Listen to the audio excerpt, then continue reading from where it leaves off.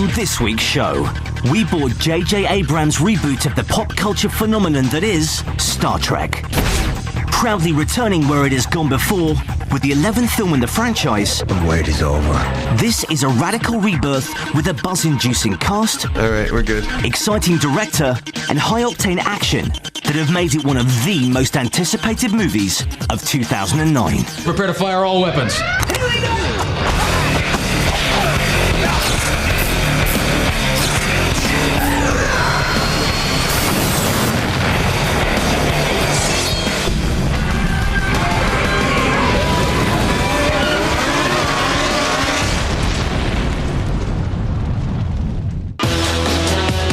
With a bolder, brighter, brash young crew, and on a brand new mission, Star Trek is reborn.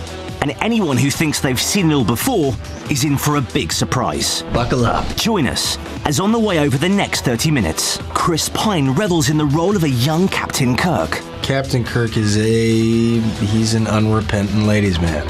Zachary Quinto reveals the rigors of becoming Spock. I had to shave and tweeze and pluck and wax, and then had to have this, horrifying bowl haircut for 6 months. And Zoe Saldana on the joys of being the only girl on board the Enterprise. All the guys are shirtless on the Enterprise, and they have hot muscles.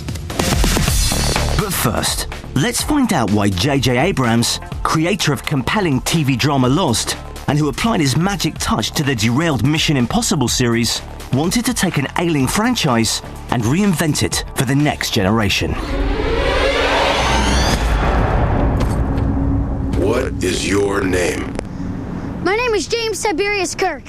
I was not really a fan of Star Trek and didn't know enough about it to sufficiently know what story I would tell, but I did immediately find myself drawn to the idea of doing a Kirk and Spock story, because Star Trek to me was always Kirk and Spock. I always felt like there wasn't a way in for me, that they were these like pre-established characters. I never really felt, as I have with other films that I've loved, like, oh, I relate to that character, I am that character, and oh my God, look where they go. Like, how did Captain Kirk become Captain Kirk, and what's Spock all about?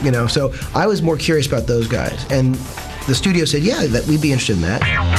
The idea of a young, sexy crew meant unearthing some star-making turns from a cast of fresh faces. I auditioned for it in the spring of 2007 and had just a dismal audition that ended up with me not getting it, which was fine. It happens all the time. Just water off a duck's back. We cast everyone else in the group, the main group, and we didn't have a captain.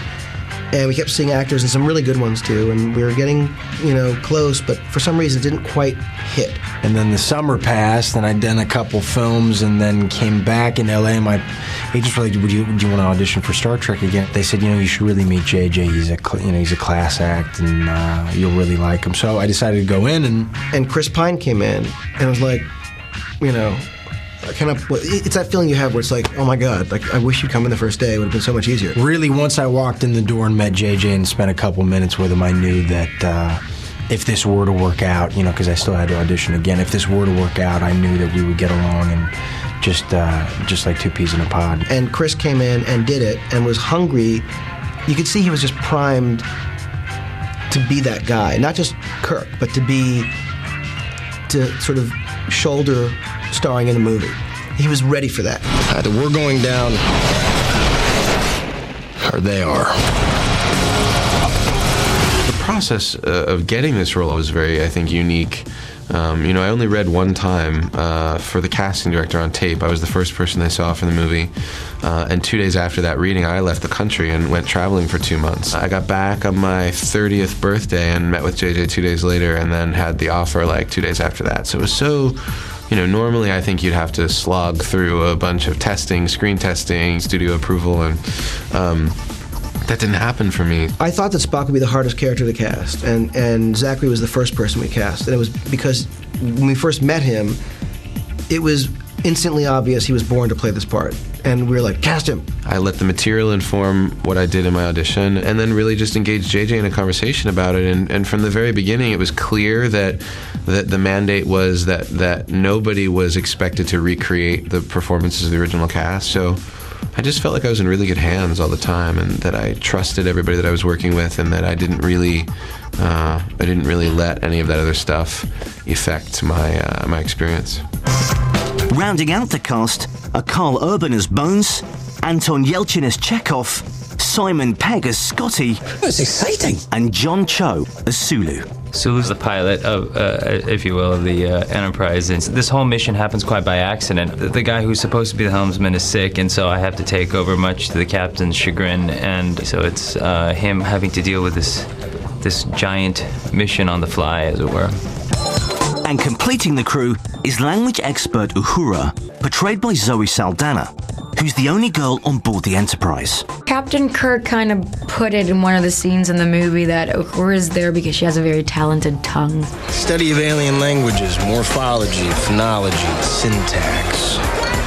Means you've got a talented tongue. She's definitely a very stoic, elegant, and important tool for the Enterprise, and I think the boys need her around. She's sort of like, she's a breath of fresh air. Honing in on an origin story that would bring all these characters together for the very first time, Abrams came up with a prequel that at its core reveals how Kirk and Spock forged their lifelong friendship. It really is, a two-hander in a lot of ways. Kirk, as we meet him as a young man, is this aimless guy who doesn't have a purpose, and he just seems to be, full of potential, but without any direction whatsoever. You at least want to know my name before you completely reject me? I'm fine without it. You are fine without it. It's Jim Kirk. And he's just, this punk who goes to these bars and picks up girls and, starts fights, and he's got nothing to lose. You're studying. What's your focus? Xenolinguistics. You have no idea what that means. And the arc of the story really is kind of him learning how to harness all of that energy and become the commanding figure that he later becomes in the series. But really, it's at that moment in this scene in a bar when he's trying to hit on this girl. For a moment there, I thought you were just a dumb hick who only has sex with farm animals. Wow. Not only. This townie isn't bothering you, right? Oh, beyond belief. But it's nothing I can't handle. You could handle me. That's an invitation. He's at the full height of his arrogant brashness. You better mind your manners. Relax, Cupcake. It was a joke. Hey, farm boy, maybe you can't count, but there are 4 of us and 1 of you. So get some more guys, and then it'll be an even fight. That's when he gets called upon to do this job, to join Starfleet. Or he gets presented with the challenge of whether or not he wants to do it. Enlist in Starfleet. You guys must be way down on your recruiting quota for the month. Well, if you're half the man your father was, Jim, Starfleet could use you. You can be an officer in 4 years. You can have your own ship in 8. You understand what the Federation is, don't you? It's important. It's a peacekeeping and humanitarian armada. We done? Your father was captain of a starship for 12 minutes. He saved 800 lives, including your mother's and yours. I dare you to do better. Then you've got Spock, who I didn't even remember was half human and half Vulcan, and that being logical isn't some sort of biological imperative. This is like a choice. You will always be a child of 2 worlds and fully capable of deciding your own destiny. The question you face is, which path will you choose? Spock is half human, half Vulcan. Human mother, Vulcan father. And he is, I think, especially in this iteration of the story, really at odds with those 2 parts of himself. It's equal parts my story as it is Zach's. These 2 personalities just clash. We are traveling at warp speed. How did you manage to beam aboard this ship? Hey, you're the genius, you figure it out. As acting captain of this vessel, I order you to answer the question. Well, I'm not telling, acting captain. Well, they come from completely opposite ends of the spectrum, one of them is very sort of swaggering and arrogant and cavalier, and the other is very moderate and controlled and exists within a framework. Well, no, that doesn't frustrate you, does it? My lack of cooperation. That doesn't make you angry. Are you a member of Starfleet? Yes. Can I get a towel? Under penalty of court-martial, I order you to explain to me how you were able to beam aboard this ship while moving at warp. Well, don't answer him. You will answer me. So there's this instant sort of incongruity between these two energies, and yet they come together in a way, and they're forced to interact, and so then you see what ensues.